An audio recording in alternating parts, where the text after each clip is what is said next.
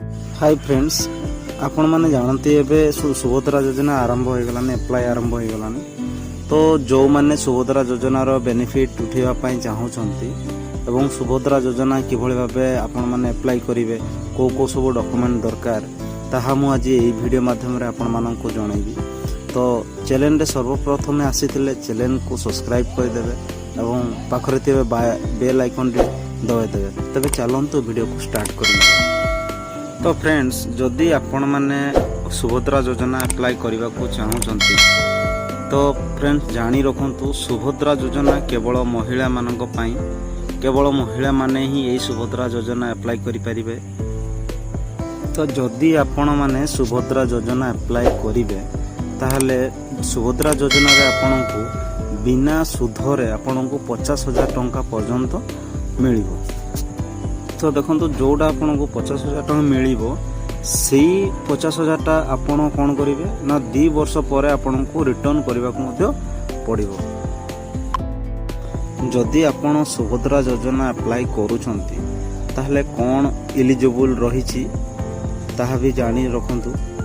देखंतु मु जो कहली सुभद्रा योजना आपन माने केवल महिला मानक पई, तो महिला मानक पई जोटा कि एज लिमिट गोटे रही, जोटा 23 वर्ष रु जाइकिना 59 वर्ष पर्यंत जो महिला माने अछंती से माने एलिजिबल हो पारिबे। देखंतु जो माने महिला माने विवाह करछंती किंबा जो महिला माने विधवा हेइछंती से माने एई सुभद्रा योजना अप्लाई करि पारिबे एवं सेमानकर इकोनॉमिक स्टेटस रहुची एवं हाउसवाइफ, केवल से हाउस वाइफ थिले ए सुभद्रा योजना अप्लाई करि पारिबे। एवं जदि कोनोसी गवर्नमेंट सर्विस थिबे कोनोसी महिला तो से ए सुभद्रा योजनार एलिजिबल हो पारिबे नाही। तो देखंतु फ्रेंड्स, मु पुणी थरे से जिनसटा आपण मानको कहि दोछि, केवल महिला मानक पई ई सुभद्रा योजना एलिजिबल, जोटा कि जो महिला माने हमर 23 वर्ष रु जाइकिना 59 बयस पर्यंत महिला माने एप्लाई करि पारिबे एवं जो महिला माने विवाहित किंबा विधवा सेमानक पई ई सुभद्रा योजना एलिजिबल। एवं जदि कोनोसी महिला गवर्नमेंट सर्विस थिबे तो सेमाने ई महिला माने सेमाने ई सुभद्रा योजना एलिजिबल हो पारिबे नाही। तो फ्रेंड्स चलंतु पुणी आमे जानि नबा को डॉक्यूमेंट सब हमर ई सुभद्रा योजना रे हमर को आवश्यकता पड़िबो, ताहा भी वीडियो माध्यम आमे संपूर्ण जानि नबा।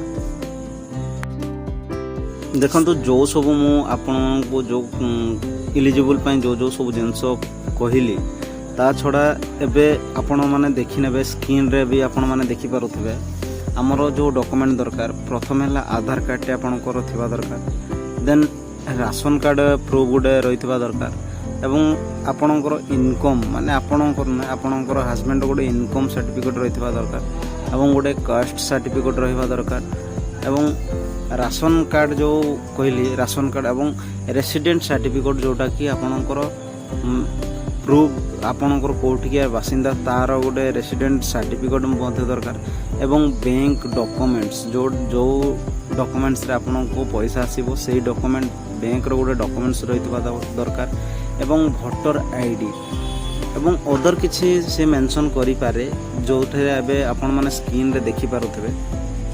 ए सब डॉक्यूमेंट्स हेले आपण सुभद्रा योजना पई एलिजिबल हबे एवं जो सब कंडीशन रही को महिला माने आपण माने डिटेल्स जानि गले वीडियो देखिकिना एवं मु नेक्स्ट वीडियो रे आपण मानक पई नै आसीबी केबेठो आपण माने ए सुभद्रा योजना अप्लाई करि पारिबे। पुणी थरे कहि दोछि चैनल माध्यम रे, जदि आपण माने चैनल रे नुआ को आसीथिबे तो चैनल को सब्सक्राइब कर देथिबे, ताले एई भलिया सब इन्फॉर्मेटिव वीडियो मु आपनक पाखको पहुंचै पारुथिबे एवं चैनल टी भलो लागिले निहाते भाबरे लाइक गोटे